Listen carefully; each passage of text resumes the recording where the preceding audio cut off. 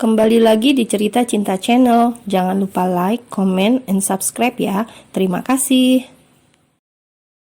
Di dalam ruangannya, Pak John sedang memeriksa beberapa dokumen yang sempat tertunda karena keberangkatannya keluar kota. Setelah jenuh dengan pekerjaannya, lelaki tua itu iseng untuk memeriksa hasil rekaman CCTV-nya selama beberapa hari ke belakang. Harusnya tak ada yang mencurigakan karena Nabila lah penguasa ruangannya saat ia tidak berada di tempat dan ia sudah percaya penuh pada keponakannya itu. Namun betapa terkejutnya Pak John saat menyaksikan adegan ciuman yang ia yakin terjadi di ruangannya tepat di atas sofa. Ia mengerjapkan matanya berkali-kali, tak percaya dengan apa yang baru saja ia lihat. Adegan tersebut persis seperti yang ada di dalam film bergenre romantis, dan yang membuatnya naik darah adalah pemeran di dalam adegan itu adalah Nabila dan diawali dengan Tama. Apa yang mereka lakukan selama aku pergi? Tamah, kurang ajar dia, berani-beraninya. Tapi ucapannya terhenti kala memperhatikan rekaman itu dengan seksama, di mana ternyata Nabila juga menyambut Tama dengan baik saat melingkarkan tangannya pada leher lelaki itu. Oh, aku harus beri hukuman pada mereka. Melihat itu membuatnya mendadak naik darah, walau sebenarnya Nabila sudah benar-benar dewasa dan pantas saja untuk melakukan itu. Tapi menurutnya tetap saja mereka sudah melewati batas dan ia bertekad untuk melakukan tindakan pada mereka berdua. Nabila yang masih kesal dengan kartu pengenalnya yang hilang, ia tetap berusaha untuk mencari, karena untuk mendapatkan kembali kartu itu urusannya sangat ribet dan lama. Ponselnya berdering lagi, membuatnya berdecak kesal. Siapa lagi sih? Ia raih ponsel dari tas selempangnya. Iya, Om. Kamu di mana? Segera ke kantor sekarang. Kalimat tanya dan kalimat perintah dijadikan satu. Begitu singkat, tak pernah omnya seperti itu padanya. Membuatnya mengernyitkan dahi. Belum sempat ia menjawab, panggilan sudah terputus. Dengan langkah tergesa, Nabila berjalan masuk ke gedung kantor dan langsung menuju ke atas, masuk ke dalam ruangan kebesaran milik firma hukum itu, dan betapa terkejutnya Nabila saat di sana sudah ada sosok yang sangat ia benci hari ini. Duduk kamu, titah Pak John agar Nabila segera duduk di hadapannya, dan itu tepat di samping Tama. Ada apa, Om? Apa terjadi sesuatu? Tanya Nabila hati-hati melihat raut wajah Pak John yang sangat tidak baik. Kalian berdua tolong jelaskan, ini apa? Memperlihatkan laptopnya yang menampilkan adegan mesra mereka berdua. Nabila terpaku, begitu juga dengan Tama. Mereka berdua saling tatap, namun seketika Nabila langsung mengalihkan pandangannya ke arah lain. Kenapa diam kalian? Siapa yang akan jelaskan? Ternyata kesialan Nabila tak hanya sampai pada kartunya yang hilang. Sekarang ia harus dihadapkan dengan masalah besar seperti ini. Saya mencintai Nabila, Om, dan sebentar lagi kami akan menikah. Adalah kalimat yang keluar dari mulut Tama tanpa ragu dan percaya diri. Enggak, Om, kami udah putus. Nabila langsung menyanggah. Tama berucap seolah tak ada kejadian apa-apa hari ini di antara mereka. Gak bisa gitu, Nabila. Aku tetap akan nikahin kamu. Aku gak mau nikah sama kamu. Sebentar, ini sebenarnya bagaimana? Kalian memang menjalin hubungan? Pak John menatap keduanya secara bergiliran. Dulunya begitu, Om, tapi sekarang enggak. Nabila menjawab mantap dengan nada kesal. Sekarang juga masih, Om. Saya sangat mencintai Nabila. Izinkan saya menikahi keponakan, Om. Baiklah, belum sempat Pak John meneruskan kalimatnya, Nabila langsung memotong. Enggak, Om, tolong carikan jodoh untuk Nabila. Nabila yakin pilihan Om adalah yang terbaik, bukan laki-laki penghias. Nabila, please, kamu harus dengar penjelasan aku dulu. Nabila memejamkan matanya. Menikah dengan pria di sampingnya ini mungkin dulu memang impiannya, tapi tidak untuk sekarang. Om beri waktu kalian untuk menyelesaikan masalah ini dulu dan jangan berlarut-larut. Kalian sudah dewasa kan? Bukan anak kecil lagi. Percayalah, setiap masalah ada jalan keluarnya. Pak John dibuat bingung dengan mereka berdua.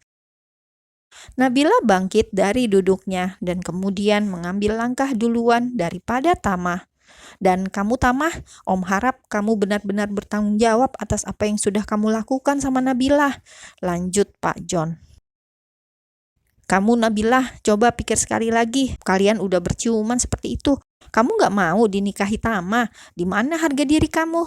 Nabila mematung seketika saat mendengar kalimat dari Pak Jonathan. Terlebih lelaki itu menekankan kata harga diri. Andai Tama tidak berkhianat menurutnya, dia pasti akan dengan senang hati menikah dengan lelaki itu. Iya, kami permisi Om. Akhirnya mereka keluar dari ruangan. Nabila mempercepat langkahnya sebelum akhirnya Tama menarik lengannya. Dia yang memulai, Citra, wanita itu yang memulai duluan. Nabila, tolong dengerin aku. Dan kamu menikmatinya. Nabila berbalik menatap tajam pada pasang mata lelaki itu. Kalau dasarnya playboy dan brengsek, emang gak akan berubah sampai kapanpun. Aku nyesal pernah percaya sama laki-laki seperti kamu. Lanjut Nabila, sebisa mungkin ia menahan air matanya, namun pertahanannya runtuh. Menangis di hadapan lelaki ini hanya akan membuat harga dirinya semakin tercoreng. Oke, mungkin menurut kamu di masa lalu aku memang brengsek, tapi nggak untuk sekarang, Nap. Aku cuma cinta sama kamu. Kedua tangannya mencengkram keras bahu Nabila. Beri aku waktu untuk berpikir. Segera ia tepis tangan itu dan berlalu pergi meninggalkan Tama. Sore ini mereka pulang masing-masing. Nabila jelas-jelas menolak ajakan Tama untuk mengantarnya pulang ke rumah. Tidak tahu bagaimana menggambarkan rasa kesalnya sekarang. Nabila tiba di rumah dengan wajah kusut, membuat mamanya heran dan ingin sekali bertanya. "Kenapa kamu?" "Gak apa-apa, Mah, banyak kerjaan," jawabnya sambil berjalan menuju ke kamarnya. Biasanya kamu juga sering banyak kerjaan, tapi nggak pernah wajah kamu seperti ini. Ayo bilang, ada apa? Menurut Mama, apa Tama bisa menjadi suami yang baik untuk Nabila? Mama mengangkat alisnya. Benar dugaannya. Ternyata apa yang sedang dihadapi putri sulungnya tak jauh-jauh dari lelaki itu. Mama belum bisa bilang baik atau enggak karena Mama juga belum mengenalnya terlalu jauh. Tapi mengingat seberapa lama dia menunggu kamu, sepertinya enggak diragukan lagi. Jelas Mama. Gitu ya Mah. Nabila masuk dulu ya. Kemudian menutup pintu kamar.